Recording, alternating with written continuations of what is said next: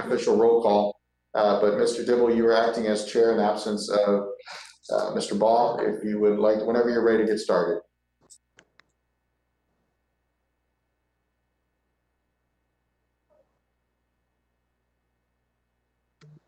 I believe you are muted, sir.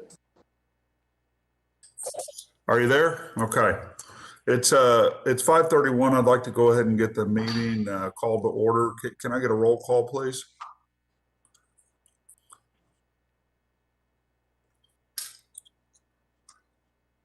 Hello? Yes. Go ahead. Okay. Commissioner Zarguni? Present. Commissioner Miller? Commissioner York? Here. Commissioner Gonzalez? Here. Commissioner Mandel? Here. And Commissioner Salazar Garza? Here. We do have a quorum. This is Commissioner Schrader. I didn't hear my name, but I am on the call. Okay, thank you. Okay.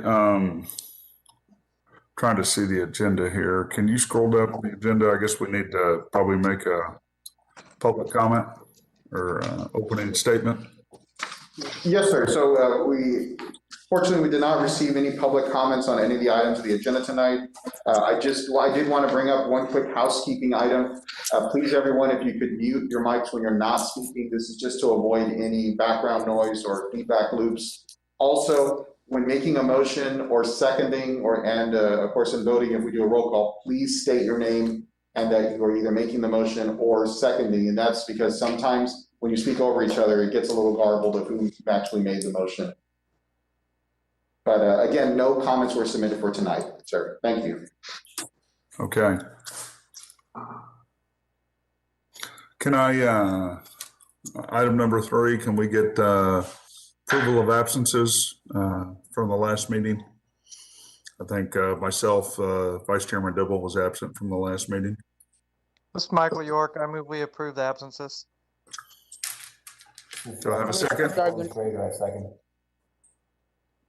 Okay, we have a motion and a second. All in favor, say aye. Aye. Aye. Any opposed? Aye. All right, item number 6, approval of minutes. I know everyone's had a chance to review the minutes from the Planning Commission meeting January 20th. Can I have a motion to approve those minutes, please? Commissioner Zarguni, I make a motion that we approve the minutes as present.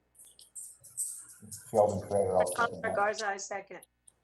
All right, we have a motion and a second. All in favor? Aye. Aye. Aye. Aye. Any opposed? All right. Moving on to the consent public hearing. Do we need to have an opening statement, or Andrew, can you just roll into that? Yes, we could just keep rolling forward. I think we're good since we didn't receive any public comments. Thank you, sir. For the record, Andrew Demas with Development Services, starting with what should be noted as item number 4 or 5, I'm sorry, the consent agenda under letter A, new plats. The first one is item number 2, Kings Landing Unit 2, a final of 30.896 acres. Item number 3, which is a conditional plat. This is Nemec Town Center Phase 1, a final of 4.73 acres. Item number 4, which is also a conditional plat, a Rancho Vista subdivision, a preliminary plat of roughly 118 acres. Afterwards, we have item number 5, which is under time extensions. It is La Costa Business Park, Block 1, Lots 1 through 6, Block 2, Lots 7 through 9, 5.63 acres. This concludes the consent agenda portion of tonight's agenda. Staff recommends approval, as well as the technical review committee, that the submitted plats meet all requirements of the UDC. Of course, there are some conditional items that will need to be resolved before final action, but nevertheless, we do recommend approval along with the request for the time extension. And if there are any questions, I'd be more than happy to address them.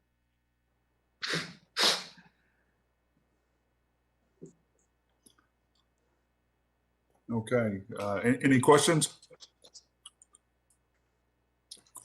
All right, then. I guess, can I get I guess there's no public comment, Andrew. Do we need to ask if, That is correct, sir. No public comments were submitted. You can, of course, open and close the public hearing, and afterwards, a motion would be needed for action. well, let me go ahead and open the public hearing and see if there's any comments. Thank you, sir. We did not receive any comments on any of the submitted plats nor the time extension. Okay, well, with that being said, I'm going to go ahead and close the public hearing portion of this, and I'd like to see if we can get a motion to approve the consent agenda as presented by staff.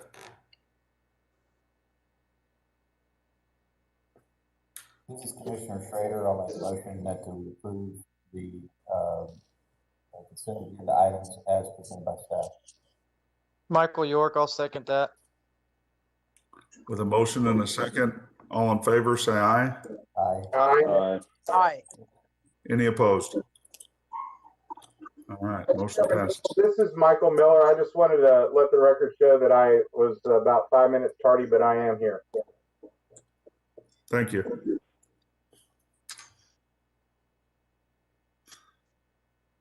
Okay, moving on. I guess we've got new plats with a waiver, I guess, Andrew, is that correct? Item B6. Yes, sir. Thank you, Mr. Chair. So item number 6 and 7 are related to the same plat, which is Corpus Tract, Block 1, Lot 1. Item 6 is the plat itself. Item number 7 is a waiver for requesting a sidewalk waiver, which we do have a quick presentation. And I'll go ahead and bring that up on the screen right now.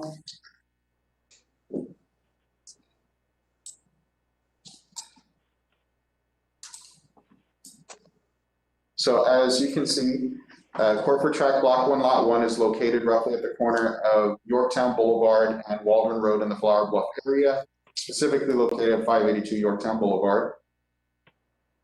Here's an aerial overview of the subject property. The purpose of the yellow lines is to indicate the lack of a sidewalk network. So anywhere where you see a yellow line, there is no existing sidewalk network at the intersection. Now, things to note in the general area, you do have one street, 3 cul-de-sacs away, that does have a sidewalk network established, and that terminates at Yorktown Boulevard. And just off map, as part of Waldron Field, there's an area that is leased out for a Little League park. So there are some amenities within a walkable distance that would be needed if a sidewalk, or would be accessible by the sidewalk if one were to be installed. So here's a view of the subject property, which is on the left-hand side from Yorktown. And here's a view looking north along Yorktown, and this time the subject property is on your right-hand side of the screen.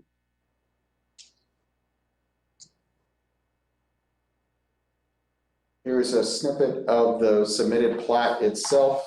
Again, for your bearings, the Little League field and Waldron Field is located on this side of the screen. This is Yorktown along the bottom.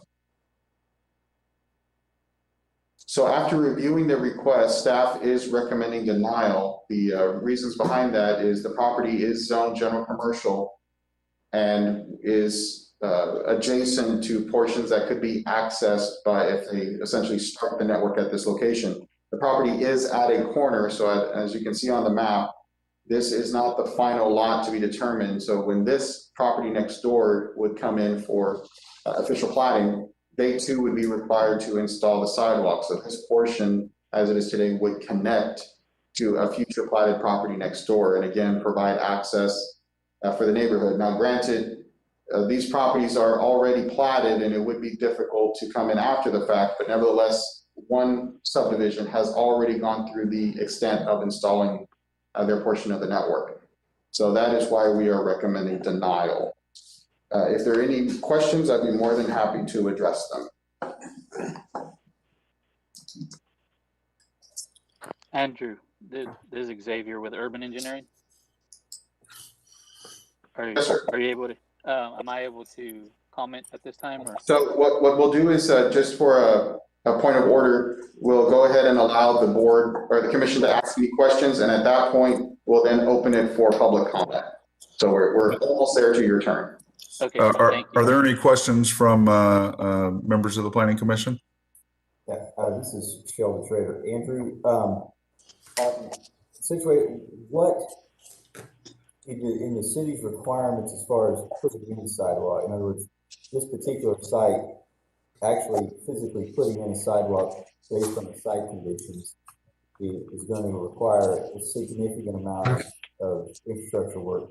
Is that built into what the city's requirements are if we were to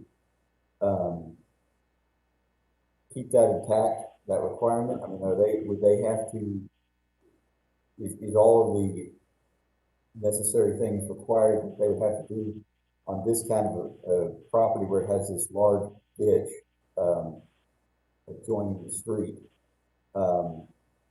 Is that built into the ordinance, if you will, for what they have to do to deal with that, or is that their decision on how they do that? Yes, sir. So there is a slight street dedication, as you can see on the bottom part of the map. But the short answer is yes, they would be responsible for installing the sidewalk to the appropriate city standard. In this case, there is a bit of a slope coming off of the existing roadway, but this sidewalk would be in the overall right-of-way portion. But they may have to, in all honesty, may have to make some adjustments to, I'm not sure that's an official means of drainage. It could have been a roadside ditch that's occurred over time versus an actual drainage ditch that's been dedicated. We do not indicate that on the map. This kind of striped area, hatched area is actually street dedication.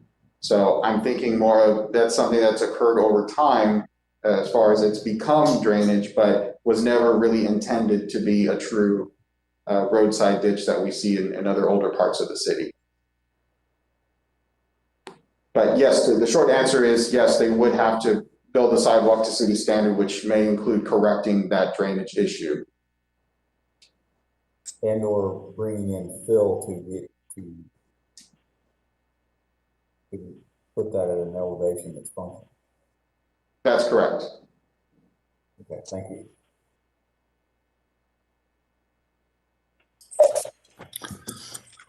Any other questions from commissioners?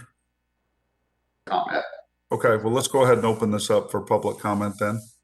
Thank you again. My name is Xavier Galvan. I'm with Urban Engineering, representing the client on this property. Basically, just want to ask the Planning Commission to take into consideration a few of the things that Andrew discussed as far as the additional work that would need to be done in order to accomplish a sidewalk there. Also, point out the fact that the property, as Andrew pointed out, immediately to the east of the property and to the north are both platted, and neither one of them have sidewalks. And so adding the sidewalk to our site would essentially be a segmented sidewalk between properties that do not have sidewalks. If anybody would benefit, I guess, at all with it in the future, it would be the corner lot. But again, there is no sidewalk down Waldron or Yorktown Road at this time. Based on the ordinance and the reason for requesting it, we do not believe that not placing the sidewalk there would be detrimental to the public health, safety, or general welfare, and it's not in conflict with any comprehensive plan that we know of. And so I just wanted to ask the Planning Commission to take those items into consideration.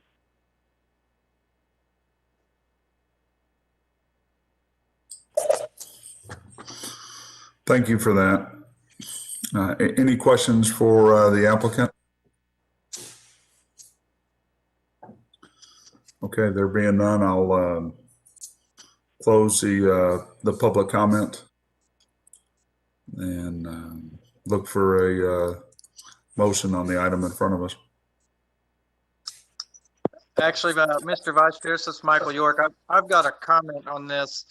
It was sort of brought up by Commissioner Schrader, but in talking about the feasibility of construction, that is a roadside ditch, whether it's, shown on the drainage master plan or not. I've driven by there, and that area gets pretty full of water. So just in my opinion, it doesn't make sense to put sidewalk in on really in any instance when you have a strip paved road with roadside ditches. But especially in this case, because there's a lot of drainage that does go through that area. So if you're going to be adding a mound of dirt within the right of way, you're essentially reducing the drainage capacity there for that segment. And so you're kind of bottlenecking it. And I think that's going to create more drainage problems potentially. And for a sidewalk that's not really going to connect anywhere, I think it would be better if we had more of the option to do cash in lieu of, which I wanted to mention to you as well. That'll be something I've got I think it's a future item, and Nina and Buck, I may have like to ask for your help on that, if that's the correct way to do that.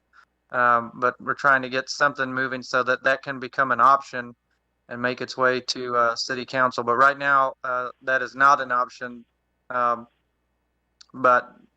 I just don't think it makes sense from a construction standpoint, drainage standpoint, to build that sidewalk at this time.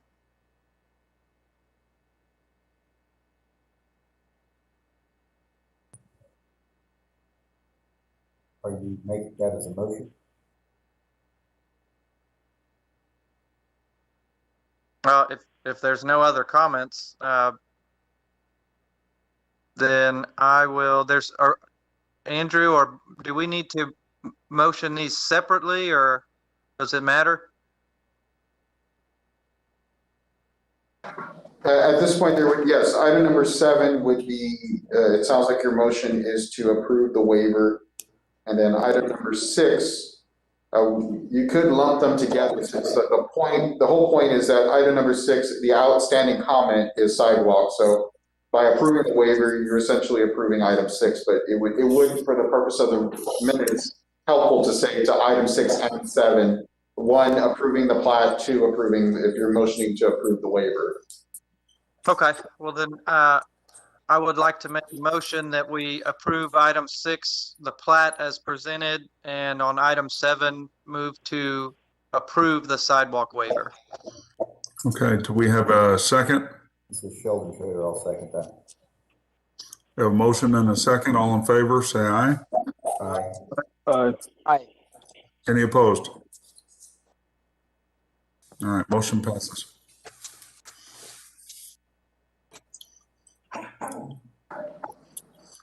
Okay, thank you, commissioners. Moving on to items 8 and 9, very similar setup. Item number 8 is the plat for Pioneer Island number 1, block 17, lot 16 BR, which is a replat of 0.34 acres. Item number 9 is the request for a sidewalk waiver. So I'm going to pull up that presentation and go through it quickly. So as you can see, the property is located on North Padre Island. It is at the corner of Palmyra and Burrito Drive, which is a fairly new street on Park Road 22. Here is a wider perspective. Again, the yellow line signified the lack of a sidewalk network, so there is no existing sidewalk network on this specific portion of Palmyra. Now, this is a even wider perspective showing from White Tap to Encantada. As you can see, there are some vacant areas identified in yellow that are undeveloped properties. So yes, while we have the subject property here in the center indicated in the blue and red box, you do have several portions in which these are unplatted or very small platted lots, meaning either they'll be developed as single family homes at this point today, or of course, in order for them to develop for something like the size of an IGA or a restaurant or larger, would require replatting. That replatting would trigger the sidewalk requirement. So yes, while this former slide does show there is a lack of a network, as you can see, these smaller lots are undeveloped, and the opportunity is there for a sidewalk network along Palmyra, which is a collector street, to establish a sidewalk network, which would not only serve the commercial side, which is on the east side of Palmyra, but the single family and duplexes along the west side of Palmyra. So here's a view of the subject property, which is on the left-hand side of your screen along Palmyra. And here is the right side. This is the submitted plat request for Palmyra, plat route number 1. Of course, we are recommending denial. As I mentioned briefly, this property is on a C1 collector, meaning you do have larger amounts of traffic. It is the ideal place for a mix of commercial and residential, the residential being along the west side, the mix of commercial and multifamily being on the east side. It is within a fair amount of walking distance to Beach Access Road 5 and the entrance to Park by E. So it is not completely away from any type of amenities where it makes sense to install facilities that promote walkability. And then again, lastly, it is within the island overlay, which of course promotes beautification, additional landscaping, and of course everything aimed towards tourism, which means walkability. Now, if there are any questions, I'd be more than happy to address them. Andrew, this is Michael York. You said that's a C1 collector. Is the right-of-way currently 60 feet throughout the street, or is it smaller, and this plat or each plat as these lots plat, or if they plat, they'll have to dedicate?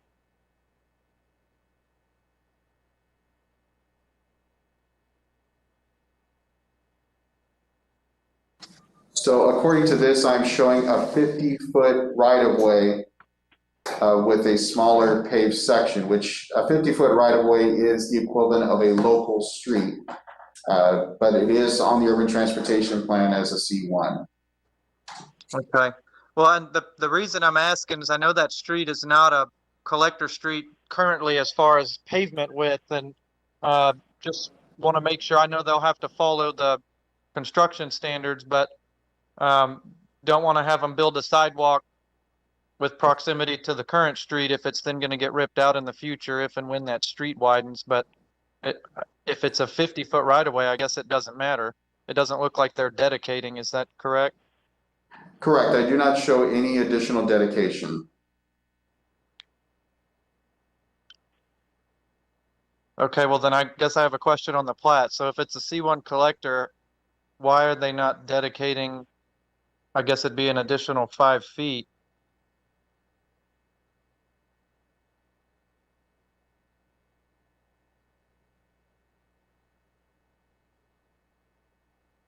Did that come up in the TRC comments, or they? Sure. We can actually pull up the TRC quickly.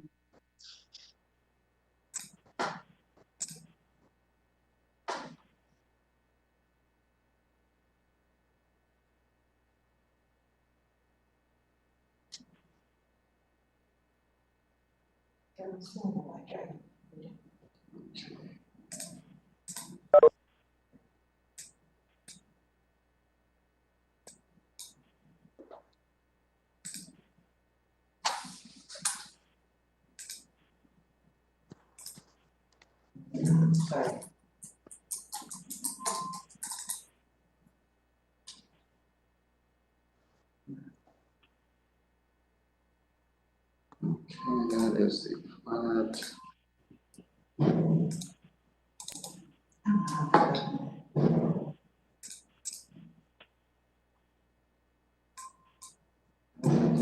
Oh, that's just the waiver.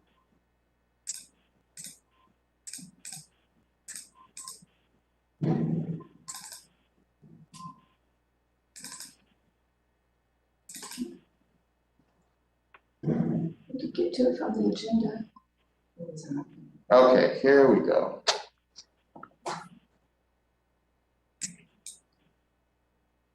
So we'll go through the plat comments. Let's see. Streets, there was nothing called out for additional dedication. I don't see anything under utilities either.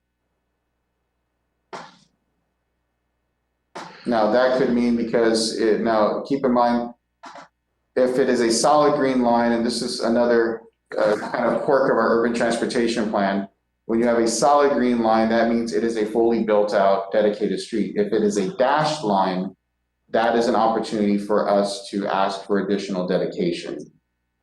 So my kind of backup idea is that because it was a solid green line, we did not ask for additional dedication.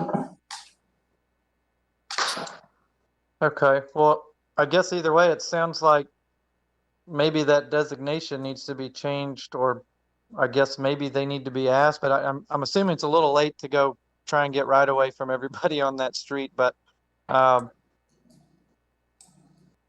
think that answers my question. Thank you, Andrew. I appreciate you entertaining me. No worries. We have any other questions for staff?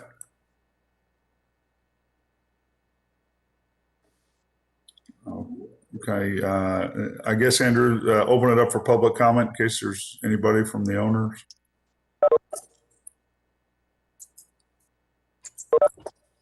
There being none, I'll close the public comment. Can I have a motion regarding this item that's in front of us?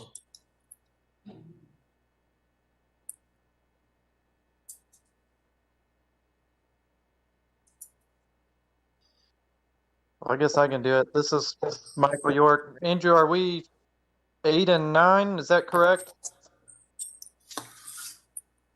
Yes, sir, that's correct. Okay. Michael York, I move that we approve items 8 and 9 as presented by staff. And we have a motion. Do I have a second?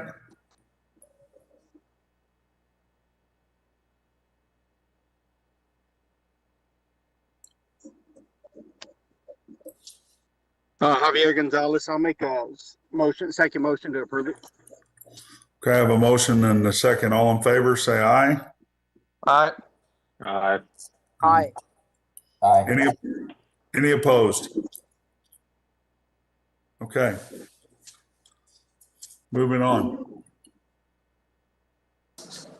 Thank you, Mr. Chair. The next item, which is our last presentation for the evening, is involving our one zoning case, which is case 0221. This is item number 10 on your agenda, 0221-01 Ad Hub LLC.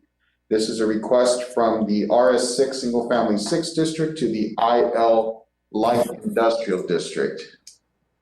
So I will go through the brief presentation. So the property, as you'll see on the screen, is roughly in the area of Corpus Christi International Airport, south of Clarkwood Road, I'm sorry, along Clarkwood Road, south of State Highway 44, which is also known as Agnes.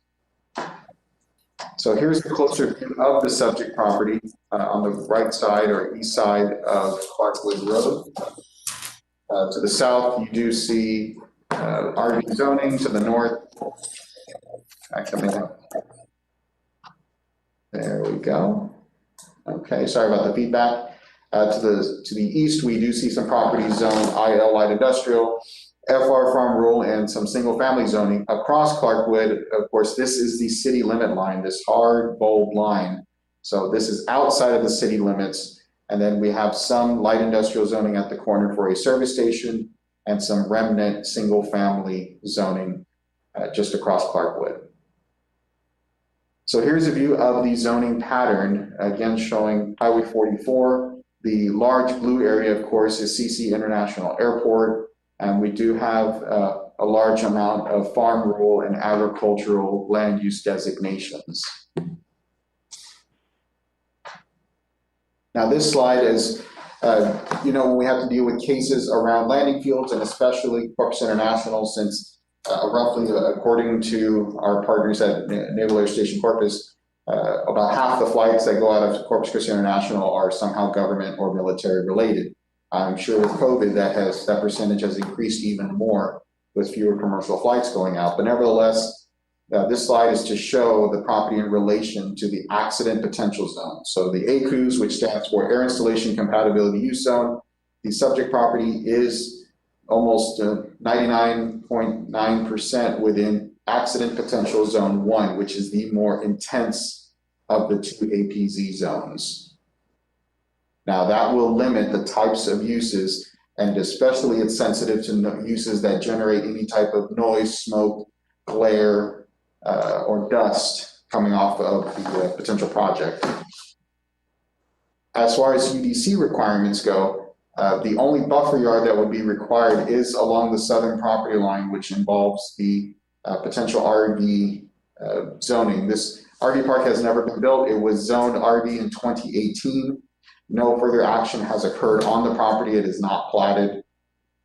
As far as setbacks are concerned for the IL requirements, it would only be 40 feet if adjacent to any type of residential use.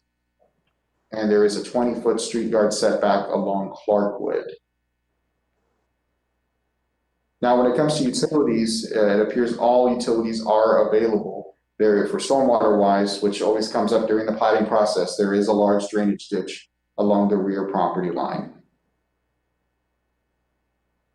Of the 12 notices we sent out, we received 0 in favor and 0 in opposition.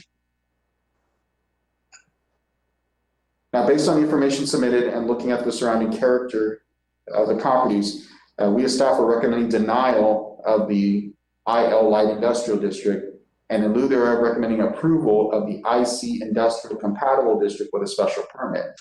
Now, the discussion of the tenets of the special permit were specific to the ability for the designer developer to build a warehouse up to 35 feet in height. So we're specifically adding a line that would allow that type of building to occur. Additionally, there would be some outside storage of shipping containers, or in this case, they would be a mobile mini style of office buildings. That would be allowed as outdoor storage, but it could not exceed 3 containers in height. Second, to preserve the intent of the buffer yard along the southern property line with the RV zoning district, we are recommending a 30-foot buffer yard with at least an 8-foot high fence, solid screening fence along that property line.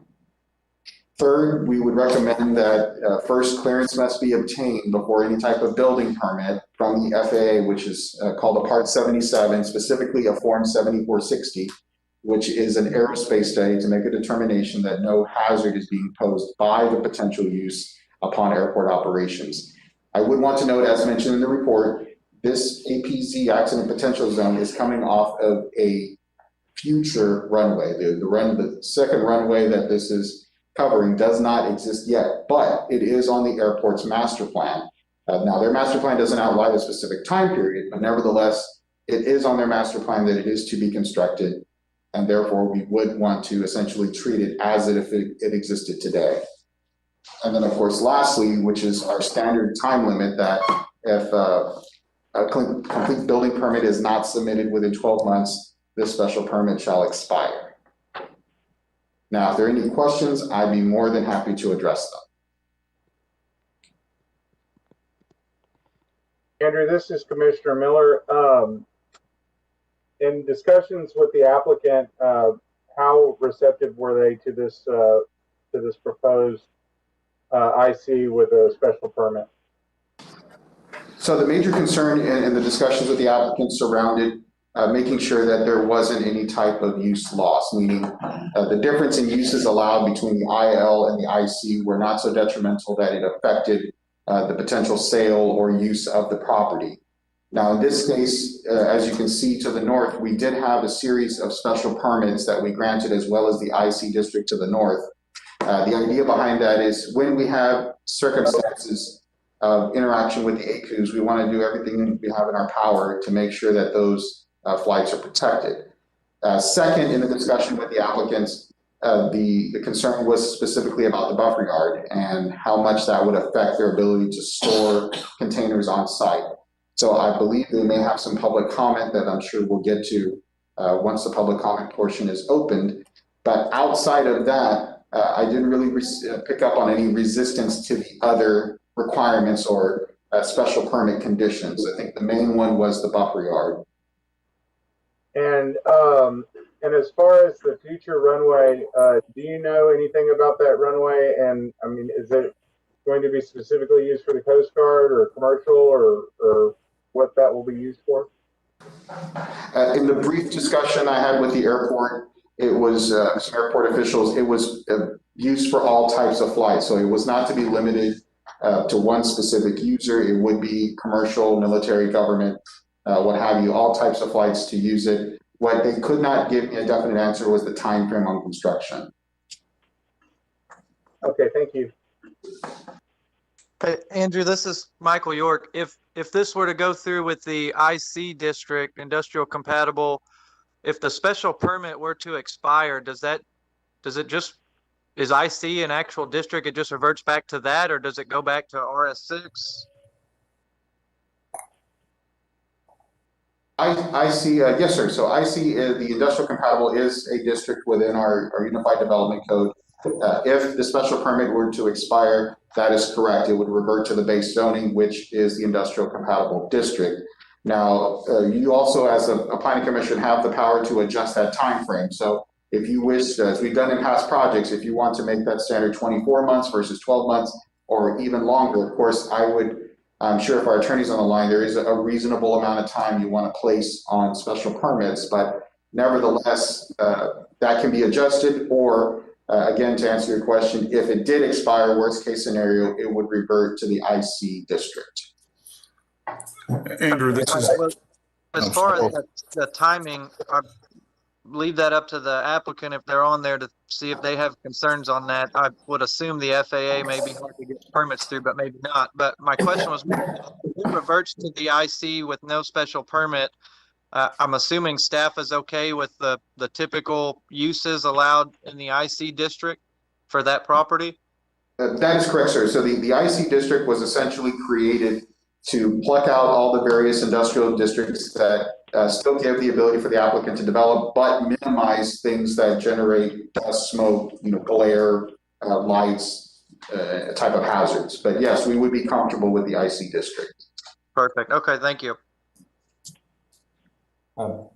Andrew, this is Sheldon Fraser. I'm trying to understand what is making this special permit with respect to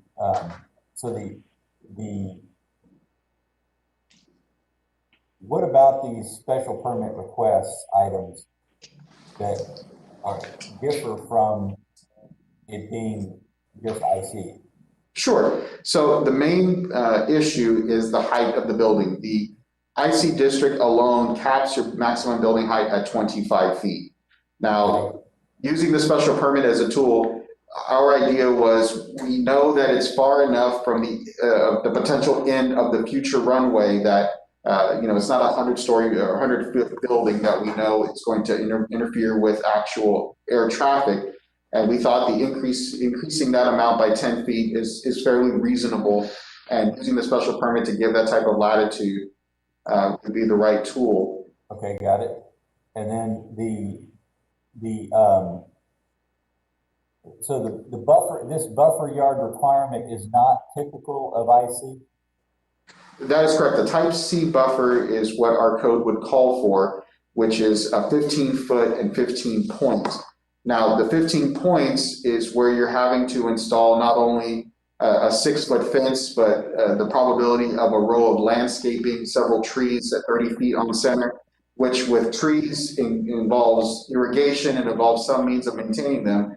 And of course, also with putting in trees, you bring birds, and birds is the last thing we want to have in a flight pattern area because of the risk of strikes. So we thought a good compromise would be to increase the amount of buffer yard. So if that RV park was ever built, you would not have stacking of containers only 15 feet off the line. You would have a little bit more separation, but they would get a break on only having to install a fence versus the rows of trees, the bigger fence, and all of those extra processes. Okay, and then that brings me to another question that I have never understood very well. Okay, so a couple of years ago, that the adjacent property was zoned RV, but hasn't been built. And then, when we have these buffer yard things between two different zoning areas, does the buffer fall on the last to rezone, or does it fall on the last to build, or where does it fall, or does it follow the fact that it's a special permit?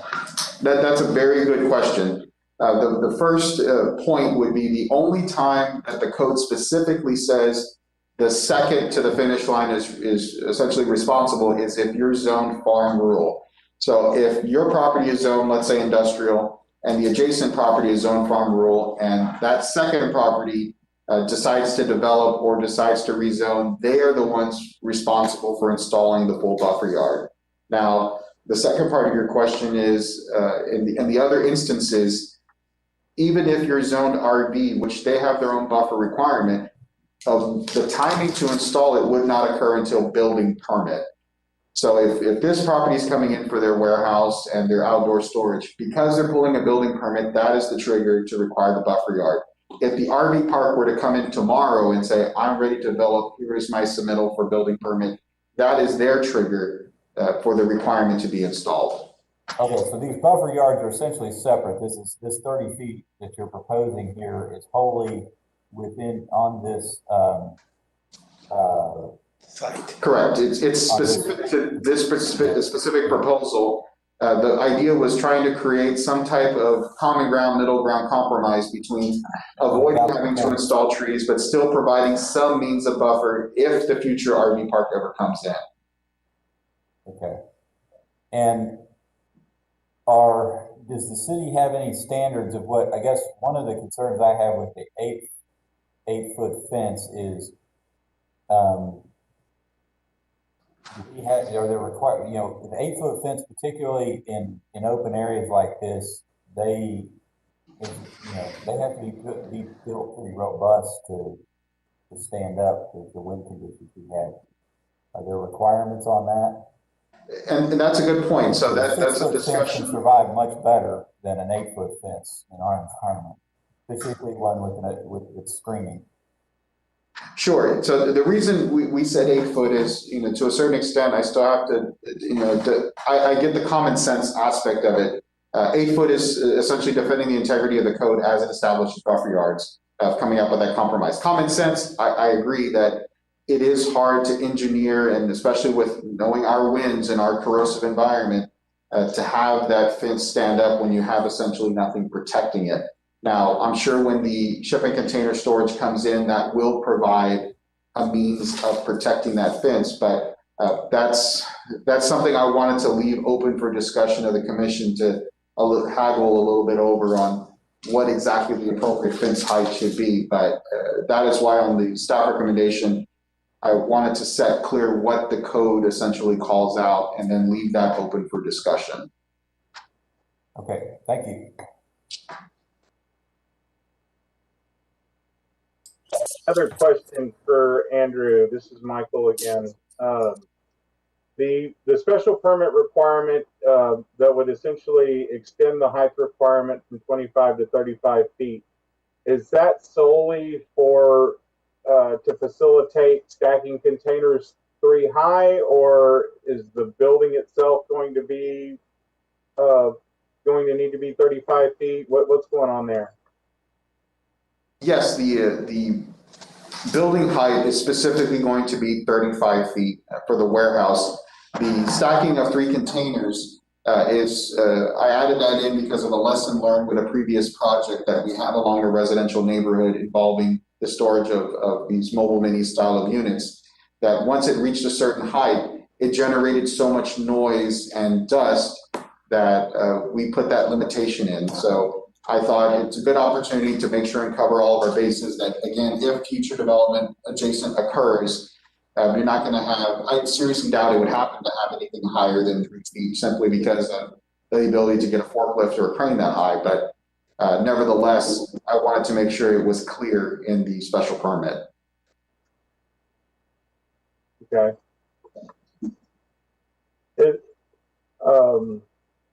And the building needs to be 35 feet tall because of?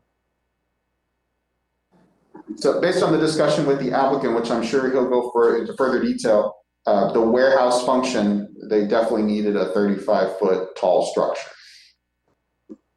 Okay. I'll be curious to hear more about that.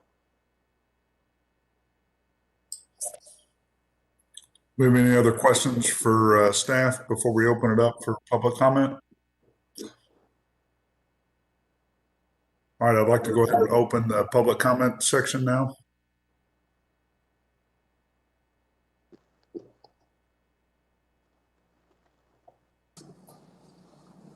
Yes, Mr. Chair. Well, first, I just opened to say that we received no public comments as far as mailed opposition or in favor responses. I do see we have some of the representatives of the case on the line. I'm going to go ahead and unmute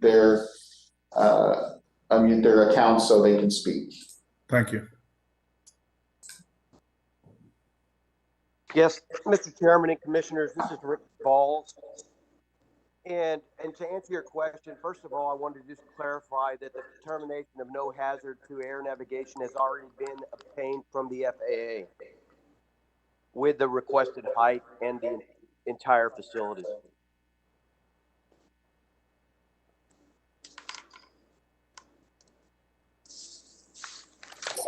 Mark, are you done? Take the rest. This is, good afternoon, Commissioners. This is Mark Adami. First of all, I want to thank Andrew for working with us on this. And I think we're 99% of where I think we can work with this and make this project work. But as he mentioned, the one area that's tough for us is that 30-foot setback. And one of the main reasons that I wish I would have told you about this, Andrew, would have put this in the slide, but this property in general is a very challenging piece of property. If you go back to the aerial, I think it was maybe the utilities one, there is a large water transmission line that runs through the property that we have to work around. And obviously you see that there, the 48-inch.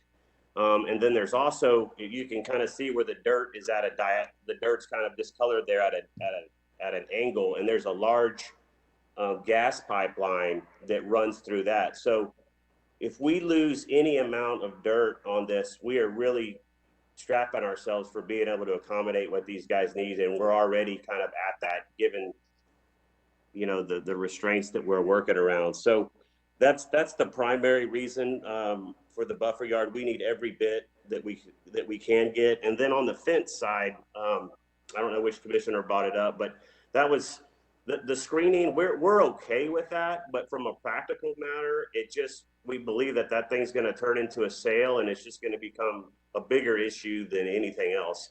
So, you know, that's why we're requesting that we don't have to do a screening, and we make the buffer yard. We'd love to have it nothing, but, you know, whatever IL was, you know, at minimum or at maximum, you know, whatever the requirement on that one would be. But, you know, we just need every bit of land possible in order to make this project work. And, you know, the fortunate thing is we actually found a project on a challenging piece of dirt that, you know, still makes it developable. But,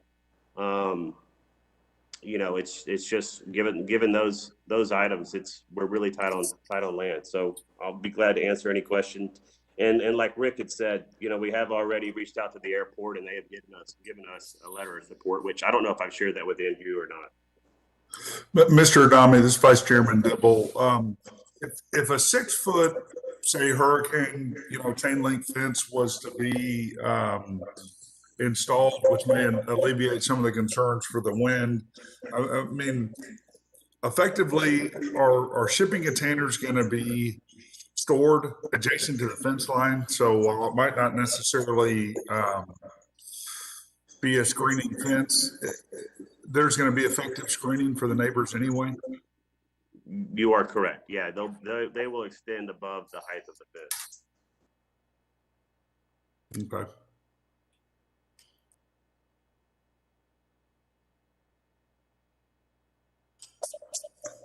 Are there any other questions for the applicant?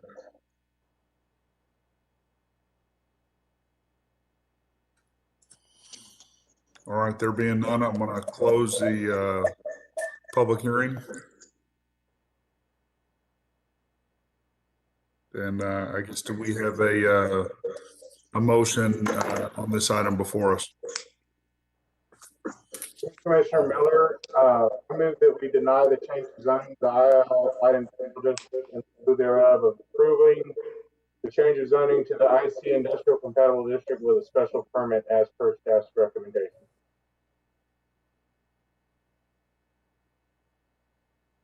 Do I have a second?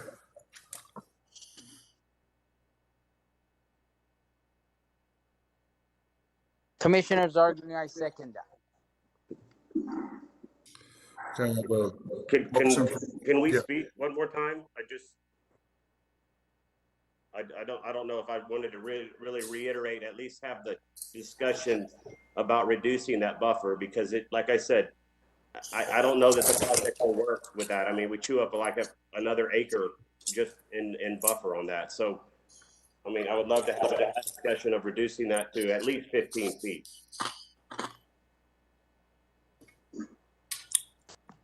Okay. Thank you.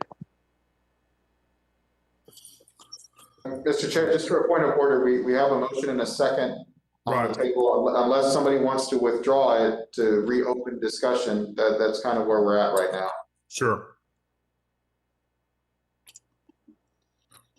Okay.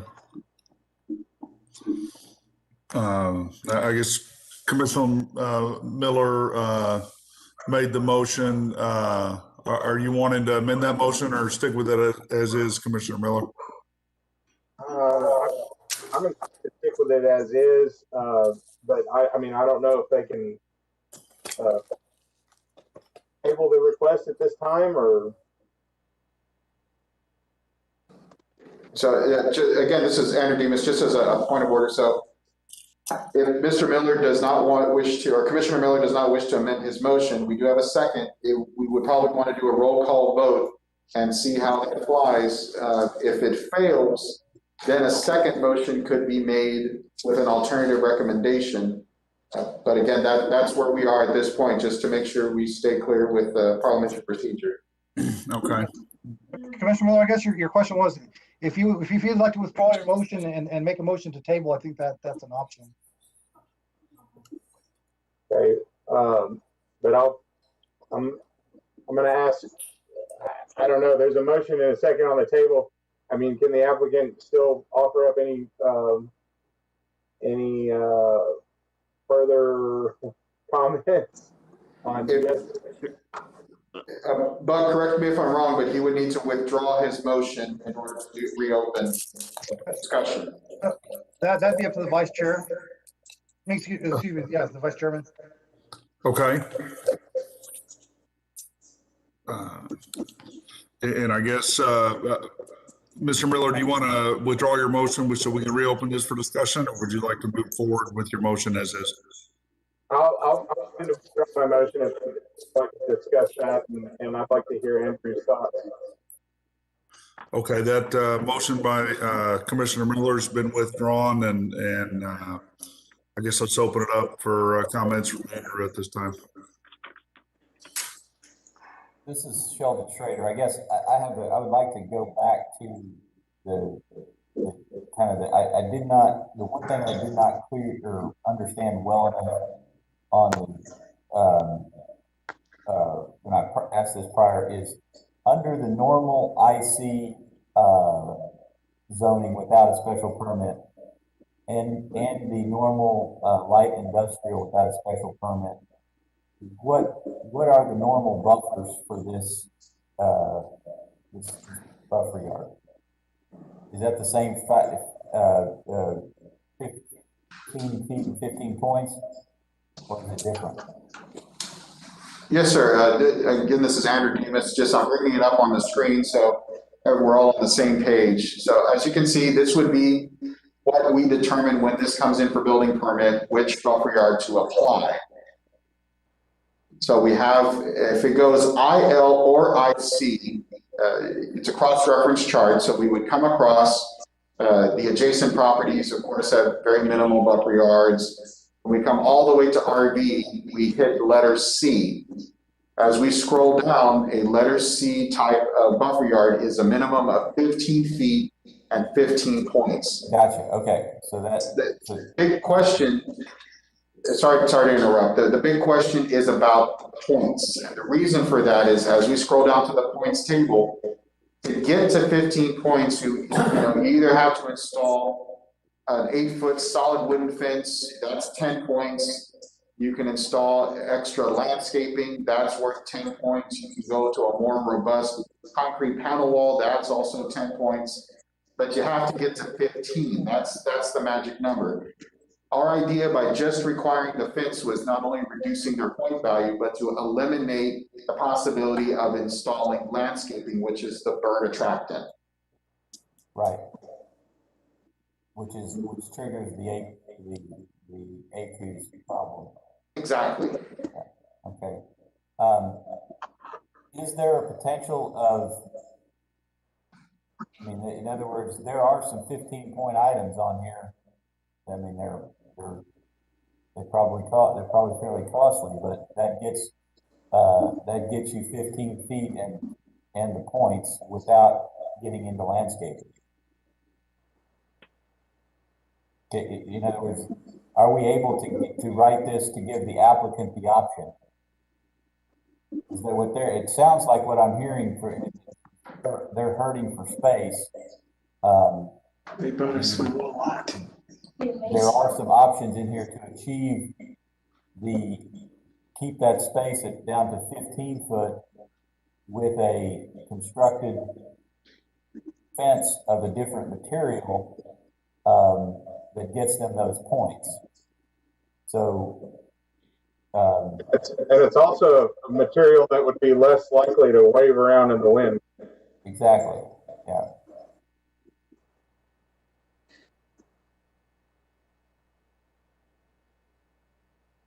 I mean, in other words, in general, on these things with these special permits, I kind of like, in my personal approach to this is trying to stick more with what's on the books so that we're not writing a great deal of special situations. And so as long as they provided something in this table that's already on the books, and they're making the choice of what is more valuable to them.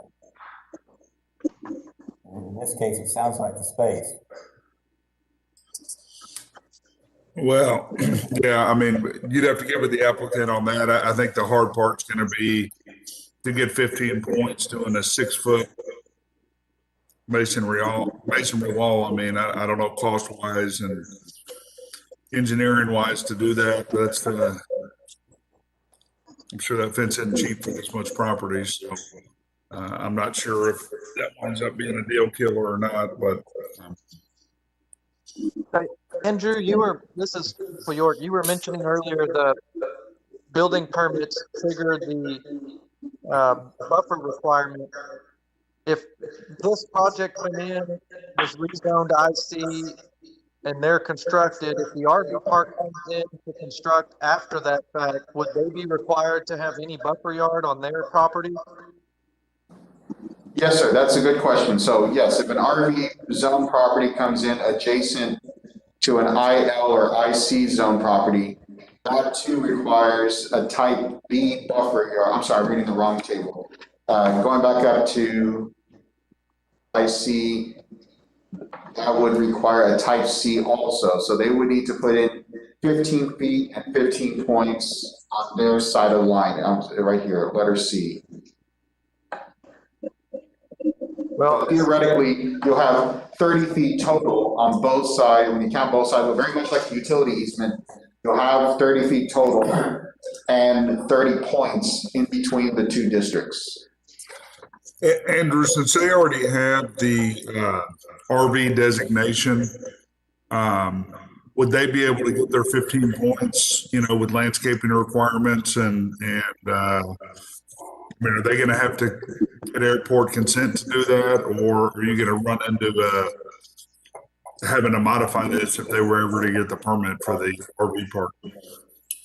Because they're already zoned RV, that's kind of the horse is already out of the barn. Now, we would probably have to have a discussion with the airport just to be safe on if they chose the landscape route, or we would try to find some other means of them hitting the 15-point requirement without having to take that route. But yes, as it stands today, if they came in to develop, they would need to install by some means the 15 points and then give the 15 feet.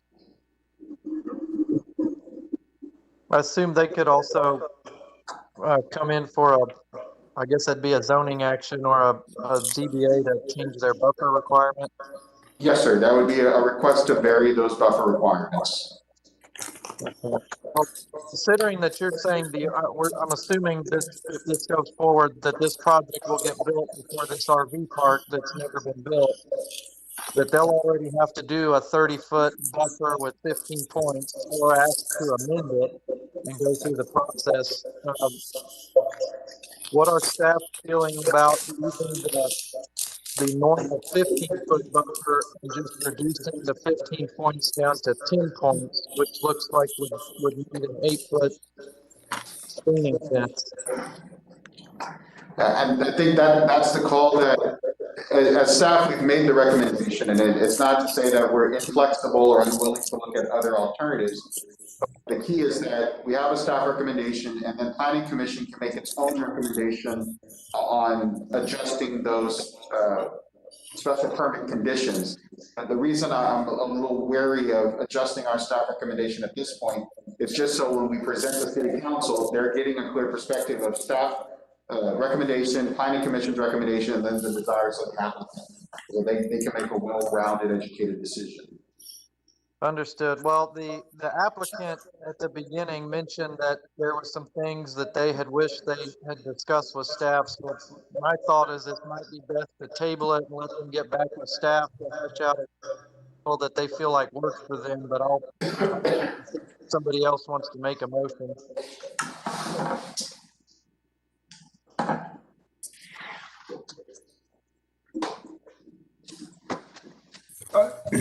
This is Vice Chairman Dibble, I guess.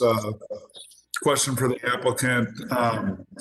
Do you feel like if this item gets tabled, you might be able to work with staff to come up with something that's more amenable, or would your preference be to try and run it through commission tonight and take your chances on what might happen? Well, this is Mark again.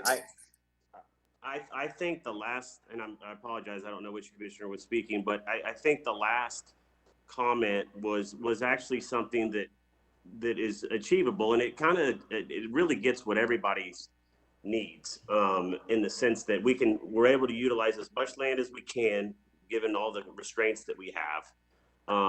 We're okay with screening it, but the trees, even if we did get the 3rd or the 15, if we wanted it like I see and put the trees all in, that's defeating the purpose of what staff wants to with birds and all of that. So, if the commission is willing to make a motion to amend to go to 15 feet with an 8-foot screen fence, and that's what that 10 points gets us on just the screening, I think that is something that we could all agree upon. And I don't really have the luxury of time right now, given how long it's taken in order to get all this, in order to wait for the next meeting. So I'd love to see what the commissioner's discussion on that item is. I have a question for Mr. Adami. Would the option of a 15-foot buffer yard and a solid masonry wall and/or concrete, or not concrete panel wall, but a 6-foot masonry wall with solid wood screen fence, would either of those options just be absolutely cost prohibitive? Yes, it's 1,200 feet deep. What? The whole side over there is 1,200 feet. So there's no way we have it in the budget in order to do that. I mean, we would be fine with slatting a hurricane fence, but that's the max that we would be able to do on our budget. Well, I'm seeing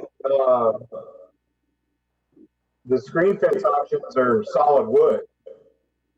Andrew, am I correct in interpreting that?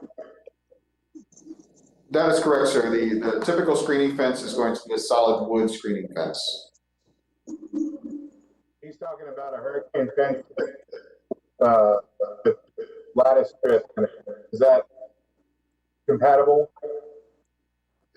Well, a hurricane fence or a chain link fence would not meet the requirements of the code. But again, I just have to reiterate for the record, we have a staff recommendation. If the commission wishes to give an alternative recommendation, both will be presented to the city council. So it's not so much the vote tonight is to alter staff recommendation as it is to give planning commission's recommendation, if that makes sense. Okay.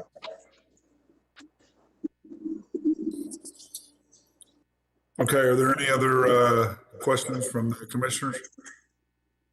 Well, I guess this is Sheldon Trader again. So there are no point positions currently established in our code for hurricane fence. Is that correct? So we would essentially have to, with our motion, decide what value we think that provides. Yes, sir, that's precisely correct. Okay, thank you.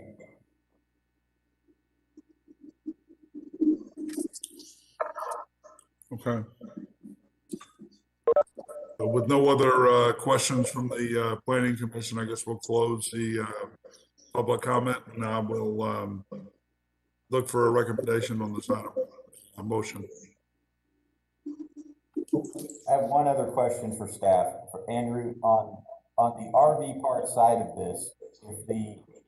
If the RV developer were proposing to put landscaping to meet their buffer requirement, is that going to be prohibited by the ACUs, or would they potentially not get their project approved because they would potentially want a landscape barrier there? No, sir, it would not be prohibited. It's, I think we would have a very nice discussion before they set their intent on landscaping and loop in the airport. There is nothing in the code that could essentially stop them from installing landscaping to meet that requirement. But as we've done with many past developments, I think once we have a little sit down and discussion about the potential hazards, we usually try to find an alternative way, even if it includes going to the Board of Adjustment, potentially to have that altered. First and foremost, the preservation of health and safety and life and risk of danger to the airport would boil up to the surface, and we would see what we could do at that stage. But it would not prohibit, if they absolutely choose to use landscaping, there is no prohibition against it regardless of the ACUS designation. ACUS is simply a guideline. Okay, thank you. And Andrew, you just because I'm kind of stuck right now. Because, I mean, obviously, if we approve the light industrial district, then that opens us up for lots of different things. So, I mean, could we approve the IC industrial compatible district with a special permit and just remove the buffer yard from the special permit requirements? Yes, sir. You could actually make a motion that would say, instead of number 2, where it outlines the buffer yard, it would say no buffer yard is required. Or say in accordance with, Or in accordance with the base. Or in accordance with the base zoning district, That's the base. which is the 15 feet and 15 points. But that kind of loops back to the same issue of the 15 points. So it's your call. Okay. Well,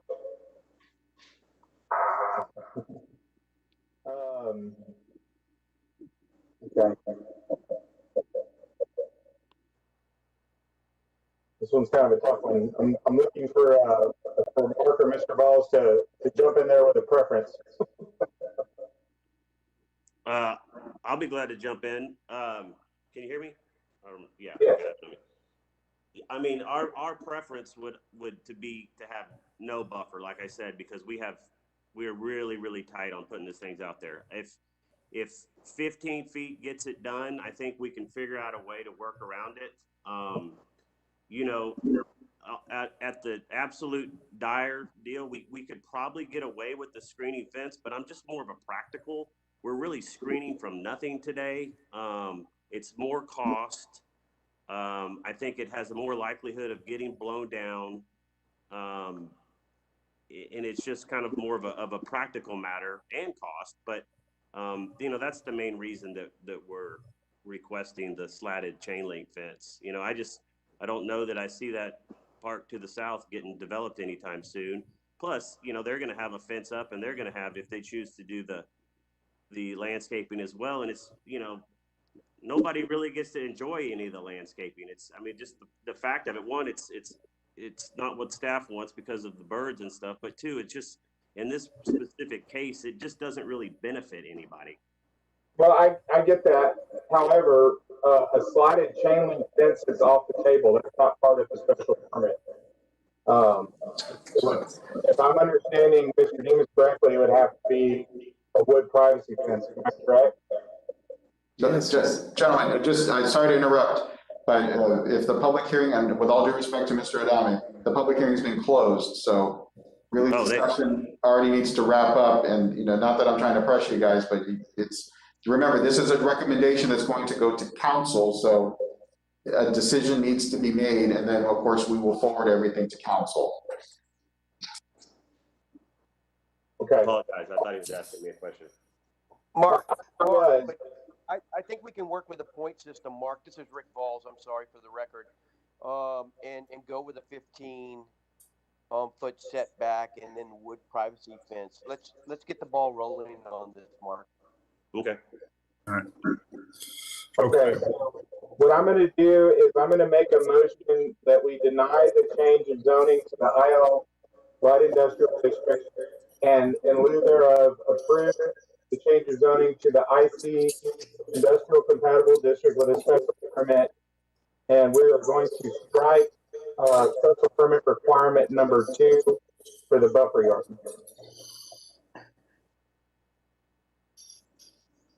Just to confirm, you're saying that the typical buffer yard for the IC will apply, not no buffer yard?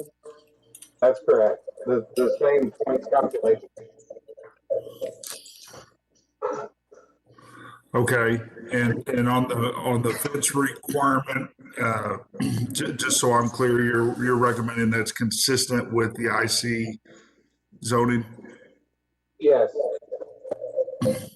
And Andrew, just to be clear, is that the 15 points or the 10 points? That is 15 feet and 15 points. So essentially you're eliminating item number 2 and reverting back to the base requirement, which again is 15 feet and 15 points. Yes. And so on that basis, the wood fence would not comply with that. It would have to be masonry fence. Is that correct? Correct. So I'll pull up, just for everyone's edification, the table. An 8-foot wooden fence is only worth 10 points. If you wish to get 15 via fence, it would need to be a 6-foot solid masonry wall or a combination of masonry wall and solid wood screening, which means mason columns along with solid wood panels. There's alternative means of getting to that 15 points. But 8 foot alone, again, is only worth 10.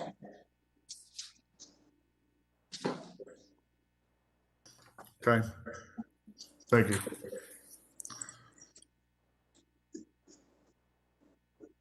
Okay. So we have I guess a motion on the floor. Can you restate that motion one more time, please?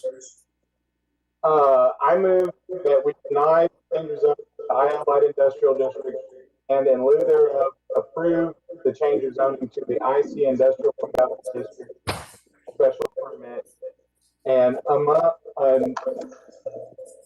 striking item number 2 from the proposed special permit requirement. Okay, that's our motion. Do I have a second on that? This is Sheldon Schrader. I'll second that. Can we do a individual or voice count on the votes, please? Yes, sir. Sure, okay, Chairman Bott is absent. Vice Chairman Dibble, Opposed? Commissioner Schrader, Yes. Commissioner Zarguni, Opposed? Commissioner Miller, Aye. Commissioner York, Opposed? Commissioner Gonzalez, Opposed? Commissioner Mandel, Opposed. and Commissioner Salazar Garza. Opposed. Okay, motion fails.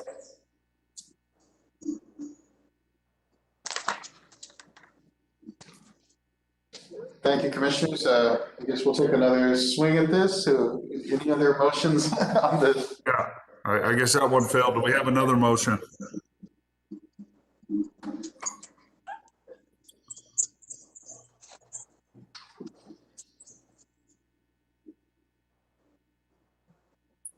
This is Commissioner Miller. Can I make another motion? Yes. I move that we deny the change of zoning to the IL Light Industrial District, change the zoning district to industrial compatible district with a special permit as presented by staff, as recommended by staff. Okay, so that's just approval of the recommendation as presented by staff, correct? That's correct. Okay. Commissioner Mandel, I second that. Okay, we have a motion and a second. Let's go ahead and do another hand vote, I guess. Okay, Chairman Ball is absent. Vice Chairman Dibble, Oppose. Commissioner Schrader, Aye. Commissioner Zarguni, Aye. Commissioner Miller, Aye. Commissioner York, Aye. Commissioner Gonzalez, Aye. Commissioner Mandel, Aye. and Commissioner Salazar Garza. Aye. Motion passes. Motion passes.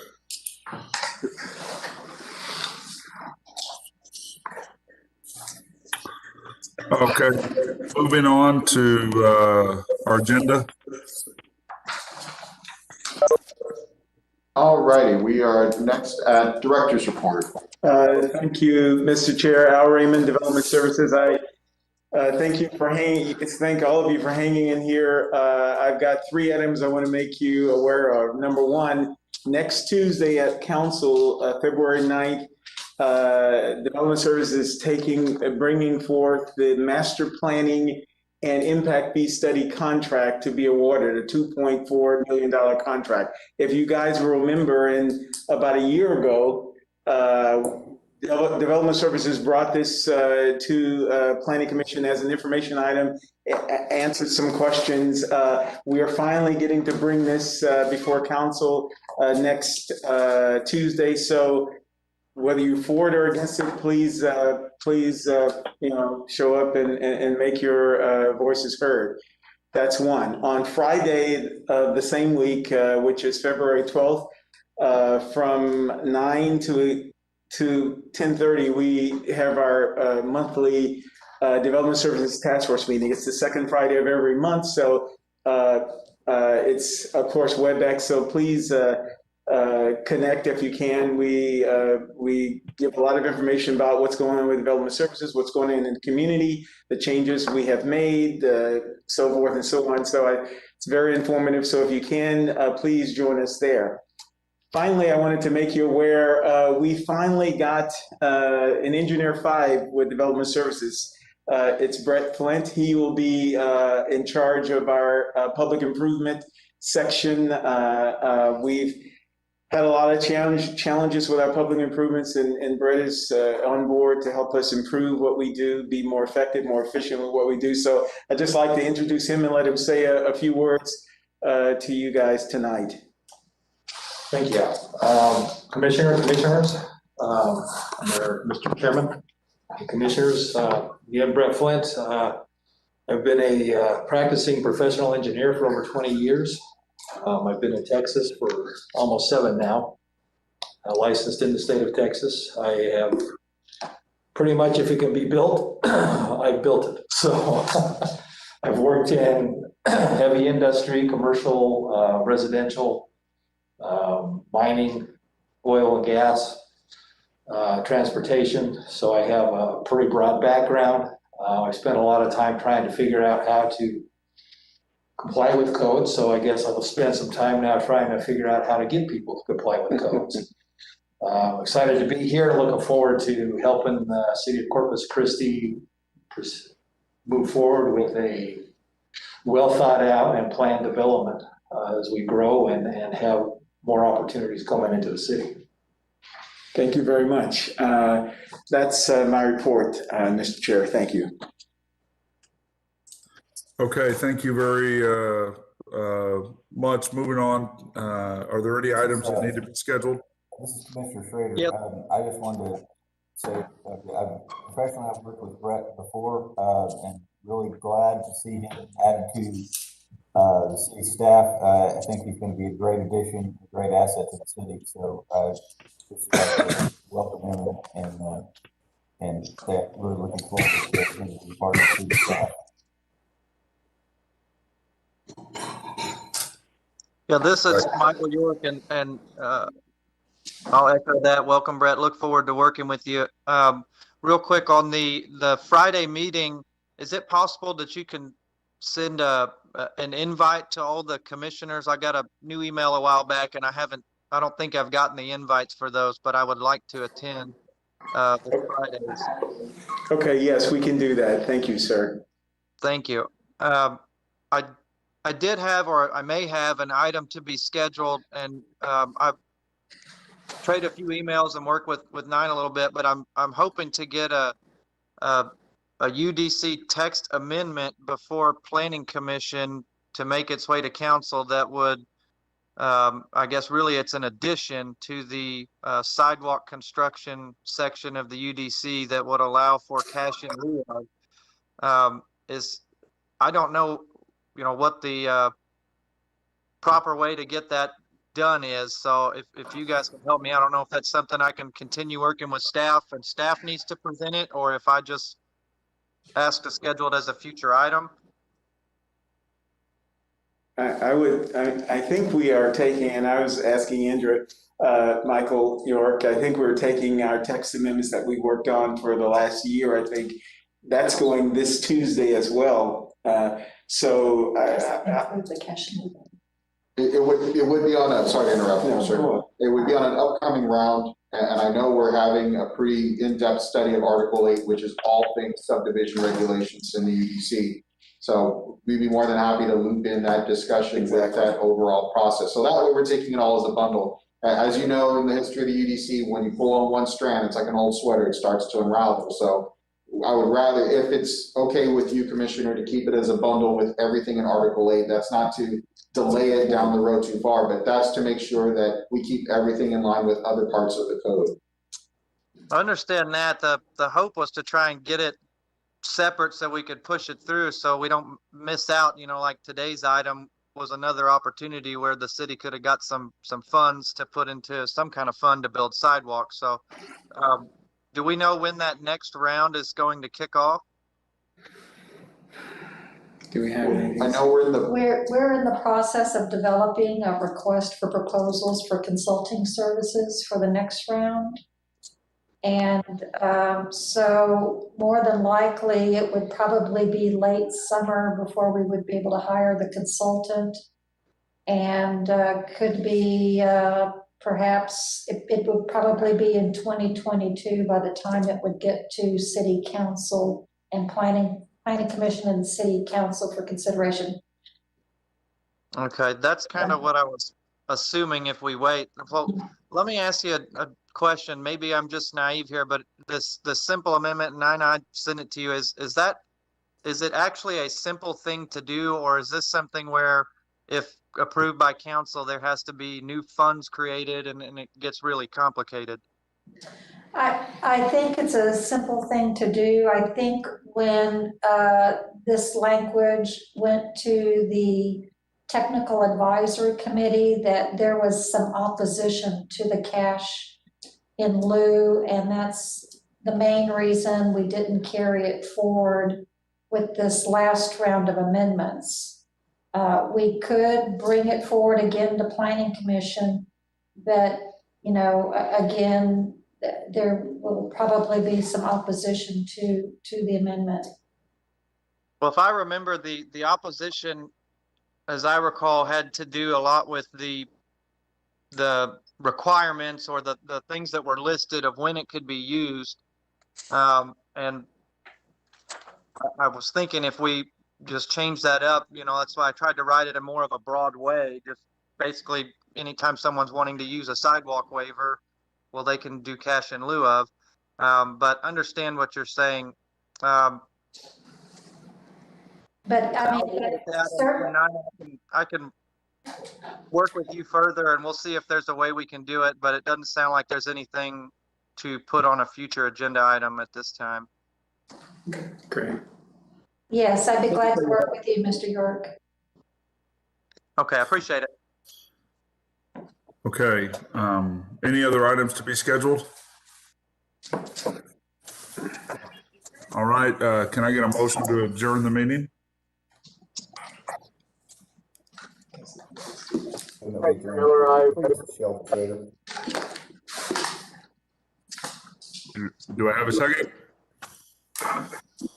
All in favor, say aye. Aye. Aye. Any opposed? All right, meeting is adjourned.